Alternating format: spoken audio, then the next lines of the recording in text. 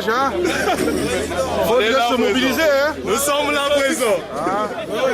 C'est pas avec les papiers qu'on se mobilise. Voilà. Ok. Voilà. Il faut qu'ils sachent que nous sommes les plus nombreux. En réponse au dialogue de Sibiti initié par le président de la République Denis Sassou Nguesso, les forces politiques et sociales opposées au changement de la Constitution du 20 janvier 2002, dont on peut citer parmi elles le MCDDI, l'UPADS, l'UPRN, le CADD, le CAP, MUST, l'UDR Mouinda et bien d'autres personnalités influentes de la sphère politique congolaise ont organisé à leur tour un dialogue alternatif, où 630 participants venus des départements du pays, des grandes villes et de la diaspora ont pris part. Un dialogue qui s'est tenu au siège de l'UPADS, à Diata, un quartier sud de Brazzaville, suite au refus opposé par l'administration congolaise de céder le palais des congrès. Pendant 4 jours, du 26 au 29 juillet 2015, les participants à ce dialogue ont planché sur le respect de l'ordre constitutionnel et la gouvernance électorale. Après la cérémonie d'ouverture, les travaux en commission et les plénières, la clôture est intervenue ce 29 juillet 2015 à 16h30 ou presque, par la lecture de quelques recommandations prises au cours de ce dialogue et le communiqué final. Le Présidium du dialogue national alternatif a procédé à la présentation des résultats de la concertation, de contributions et d'échanges constructifs dans le but d'intensifier la lutte pour l'instauration d'une véritable démocratie dans notre pays. Les conclusions du dialogue national alternatif sur le respect de l'ordre constitutionnel et la gouvernance électorale seront transmises à la très haute attention de son Excellence, Monsieur le Président de la République. Parmi les recommandations rendues publiques figurent en relief celles portant processus électoral au Congo. Nous demandons au gouvernement la mise en place, dès à présent, d'une commission électorale indépendante répondant aux standards internationaux tels que recommandés par le rapport de l'Organisation internationale de la francophonie, OIF, à la demande du gouvernement congolais. 2.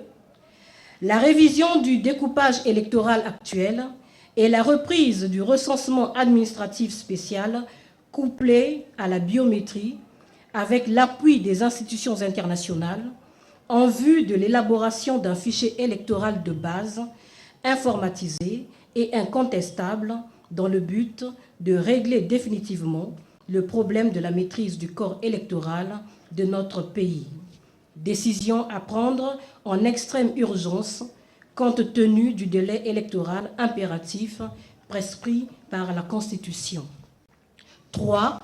L'institution d'un bulletin unique pour l'élection présidentielle de 2016. Une autre recommandation a porté sur l'élection présidentielle de 2016. Les fonctions du président Denis Sassou Nguesso cesseront le 14 août 2016. Au terme de la Constitution, la prochaine élection présidentielle devra être organisée avant la fin du mois de juillet 2016. Nous demandons au gouvernement de prendre dès à présent les dispositions nécessaires à l'organisation de l'élection présidentielle dans le délai prescrit par la Constitution et de mettre en place un calendrier électoral consensuel. 2. Refusons tout glissement du calendrier électoral pour quelque motif que ce soit. Rappelons qu'au-delà de l'échéance prévue par la Constitution, la fonction du président de la République du Congo deviendra vacante conformément à l'article 70 de la Constitution du 20 janvier 2002. La non prise en compte de ces dispositions par les autorités habilitées autorise le peuple congolais à recourir au droit de résistance.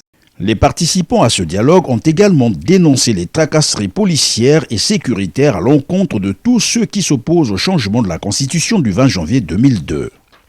Nous, participants au dialogue national alternatif, protestons contre les tracasseries policières et sécuritaires à l'encontre des dirigeants et militants de l'opposition. Demandons par conséquent au président de la République de respecter les dispositions de l'article 69 de la Constitution du 20 janvier 2002 relative à son serment fait devant la nation et le peuple congolais et par lequel il a juré, entre autres, de garantir le respect des droits fondamentaux de la personne humaine et les libertés publiques. Il convient de rappeler également que 2 jours avant la clôture de ce dialogue, Pascal Tsati Mabiala, président de l'UPADS et député à l'Assemblée nationale congolaise, a été pour une énième fois empêché de sortir du Congo malgré son humilité parlementaire. Des pratiques auxquelles se souvient encore Mathias Nzon, président de l'UPRN. Il y a des difficultés pour nous, les personnalités de l'opposition, à sortir du pays. Vous avez vu récemment, Tsati Mabiala, successivement 2 fois lui interdit, mais il n'est pas seul. Nous tous, nous sommes sur la liste des gens qui ne peuvent pas sortir du pays, on ne sait pas pourquoi. Et pendant ce temps, les personnalités politiques de la mouvance présidentielle se baladent comme elles veulent. Mais nous, on ne peut pas sortir, il n'y a aucune explication. Et surtout qu'il n'y a rien d'écrit. On a mis à l'aéroport simplement un colonel. Dès que vous arrivez, on vous dit, monsieur, vous ne pouvez pas sortir. Donnez-nous le papier. Non, c'est sur instruction de la hiérarchie. Voilà ce qui se passe dans notre pays. Cette inquisition, cet arbitraire, c'est très grave. Dans un pays, eux, ils prétendent qu'il faut faire la paix. Vous avez vu partout, on chante la paix. Mais pour qu'il y ait de paix, il faut que tout le monde ait la liberté de vivre, d'aller et venir. Mais nous, nous sommes interdits. Alors, lorsque vous êtes interdits, qu'est-ce que vous faites? Vous vous défendez. Alors, ils veulent rompre la paix par ce genre d'actes-là. Même là, nous venons de tenir un dialogue national alternatif, mais ça n'a pas été sans difficulté. Ils voulaient à tout prix qu'il n'ait pas lieu. C'est parce que l'opinion est très forte qu'ils n'ont pas osé venir nous attaquer. Mais ils étaient prêts à le faire. Il convient de relever qu'actuellement, certains responsables politiques de l'opposition sont en cabale, à l'instar de Pandingwari et d'Alphonse Simba Ndimbani, président du Front des Patriotes Unis. Outre les recommandations, un appel a été lancé au peuple congolais, l'appel de Diata, non tiré du quartier qui a abrité le dialogue alternatif. Un appel rendu public par le député Mabio Mavunguzinga. Nous, participants au dialogue national alternatif sur le respect de l'ordre constitutionnel et l'alternance politique démocratique en 2016, 1. Prenons solennellement l'engagement de demeurer unis et solidaires et de mutualiser nos moyens et ressources en cas de passage en force.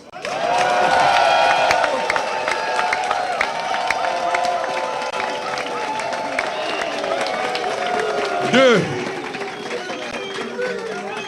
Informons l'opinion nationale et internationale que la résistance à l'oppression est un droit naturel dont l'usage ne nécessite aucun protocole.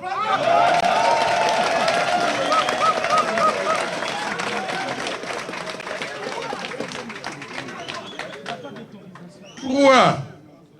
Prenons la communauté internationale à témoin de notre volonté de sauvegarder de manière pacifique et concertée les acquis de la démocratie balisés par la Conférence nationale souveraine. 4. Appelons le peuple congolais à la résistance héroïque pour défendre l'ordre constitutionnel au cas où celui-ci venait à être violé.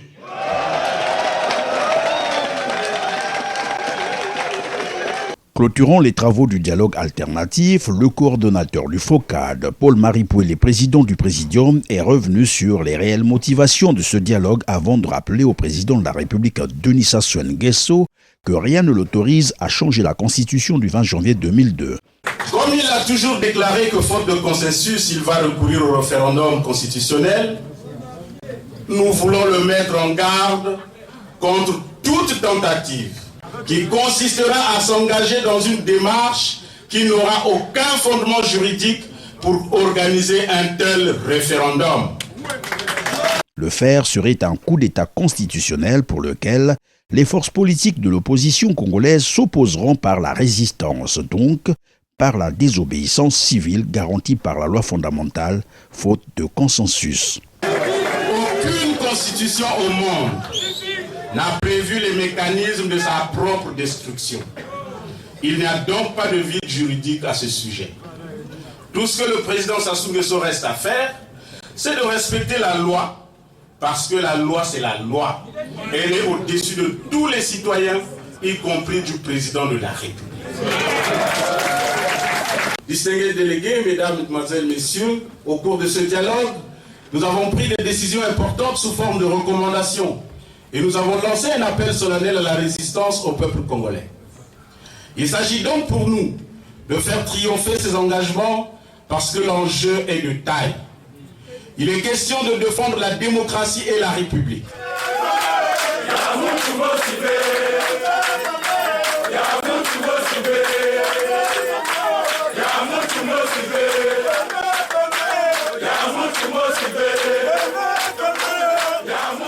En marge de cette cérémonie de clôture, les voix se sont aussi levées pour prévenir le pouvoir en place sur les risques qu'il court en cas d'entêtement sur le projet de changement de la Constitution du 20 janvier 2002. Le président Sassou doit le savoir, à une certaine époque, il disait au président Lissouba de ne jamais changer la Constitution. Mais, comble de malheur, celui qui était le professeur en matière du droit constitutionnel est devenu le saboteur. Voilà pourquoi nous pensons qu'il est temps que le président Sassou se ressaisisse. Le président Sassou n'est pas au-dessus de notre constitution, ce que j'appelle souvent notre athanatos, notre conscience collective. Tout ce qu'il va faire, il sera en porte-à-faux avec la loi fondamentale qui est la Constitution. Mais le jour qu'il va oser confondre les choses, il nous trouvera sur son chemin. Voilà mon avis. Moi, en politique, je n'aime pas faire les devinettes. J'attends qu'il convoque son référendum et s'apercevra de la réaction du peuple congolais. Ça m'étonnerait qu'il aille au bout. Je suis même étonné qu'on parle de référendum parce que le président de la République n'a pas les prérogatives de convoquer un référendum pour le changement de la Constitution. Et s'il le convoque, en ce moment-là, nous l'avions dit dans les plénières que c'est un coup d'État constitutionnel et ça doit être traité comme tel pour dire que le peuple congolais ne se laissera jamais et jamais faire.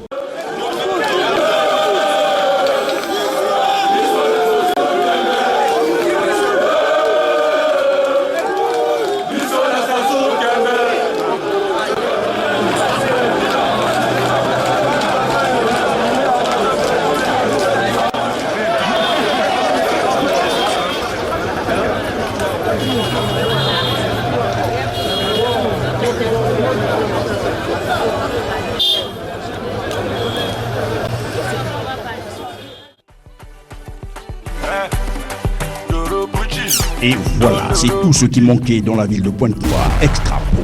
Extra Pro, un cabinet de presse privé et de post-production vidéo. Pour tous vos reportages événementiels ou conventionnels, adressez-vous désormais aux professionnels de la caméra et de la vidéo à Extra Pro. Extra Pro, c'est aussi le montage de vos vidéos tournées ailleurs. La location des caméras Full HD professionnelles. Extra Pro vous propose également des formations ou des cours de mise à niveau sur l'informatique, le montage vidéo numérique et la caméra, la production des émissions télé ou radio et des grands reportages magazines. Avec Extra Pro, immortalisez aussi vos meilleurs moments de la vie, mariage, anniversaire, excursions, séminaires ou bien d'autres événements. N'hésitez plus, appelez dès maintenant Extra Pro ou rendez-vous sur place du côté opposé du PSP de Tiétié-Massola, en diagonale du transport électrique de la SNE. Extra Pro, réinventant l'image et la communication.